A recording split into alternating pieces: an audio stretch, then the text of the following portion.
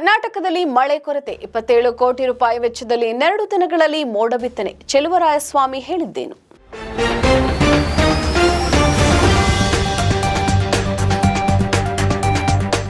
ನಿಮ್ಮ ಸುದ್ದಿಗಾರ ಈಗ ಜಿಯೋ ಟಿವಿಯಲ್ಲಿ.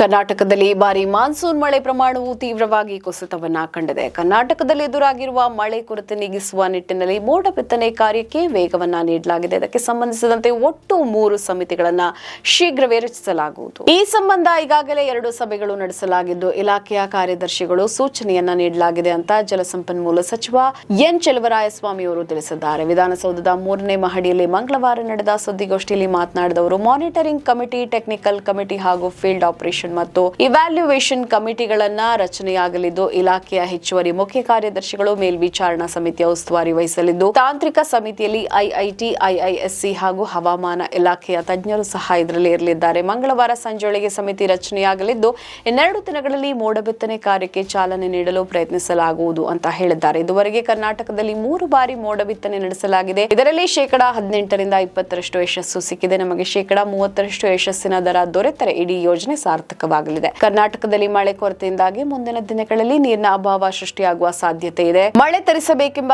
ಜನರ ನಿರೀಕ್ಷೆಯನ್ನು ಈಡೇರಿಸುವುದು ಸರ್ಕಾರದ ಕರ್ತವ್ಯ ಆಗಿದ್ದು ಮುಂದಿನ ಬೇಸಿಗೆಯನ್ನು ಸಮರ್ಥವಾಗಿ ಎದುರಿಸಲು ಸಿದ್ಧತೆಯನ್ನ ನಡೆಸಲಾಗುತ್ತಿದೆ ಅಂತ ಹೇಳಿದ್ರು. ಅಂದಾಜು 27 ಕೋಟಿ ರೂಪಾಯಿ ವೆಚ್ಚದಲ್ಲಿ 60 ದಿನಗಳ ಕಾಲ ಮೋಡ ಬಿತ್ತನೆ ನಡೆಯಲಿದ್ದು ಪ್ರತಿದಿನ ಬೆಳಗ್ಗೆ 8 ಗಂಟೆಯಿಂದ ಸಂಜೆ 6 ಗಂಟೆಯವರೆಗೆ ಕಾರ್ಯಾಚರಣೆ ಇರಲಿದೆ. ಸೆಪ್ಟೆಂಬರ್ ತಿಂಗಳಲ್ಲಿ ದಟ್ಟ ಮೋಡಗಳು ಹೆಚ್ಚಾಗಿ ಕಾಣಿಸಿಕೊಳ್ಳಲಿದ್ದು ಅಕ್ಟೋಬರ್ನಲ್ಲಿ ಪ್ರಮಾಣ ಕಡಿಮೆಯಾಗಲಿದೆ. ಇನ್ನು ಸರ್ಕಾರಕ್ಕೆ ಆರ್ಥಿಕ ಹೊರೆಯಾದರೂ ಚಿಂತೆ ಇಲ್ಲ. ಜನ ಜಾನುವಾರುಗಳಿಗೆ ಕುಡಿಯುವ ನೀರು ಒದಗಿಸುವುದು ಸರ್ಕಾರದ ಆದ್ಯತೆಯಾಗಿದೆ. ಬೇಸಿಗೆಯಲ್ಲಿ ತೊಂದರೆಯಾಗದಂತೆ ಮುನ್ನೆಚ್ಚರಿಕೆ ವಹಿಸಲಾಗಿದ್ದು ಕೆರೆ ಕುಂಟೆಗಳನ್ನು ತುಂಬಿಸಿ ಕೃಷಿ ಭೂಮಿಗೂ ನೆರವಾಗುವಂತೆ ಕ್ರಮವನ್ನ ಕೈಗೊಳ್ಳಲಾಗುತ್ತಿದೆ ಅಂತ ಹೇಳಿದ್ರು.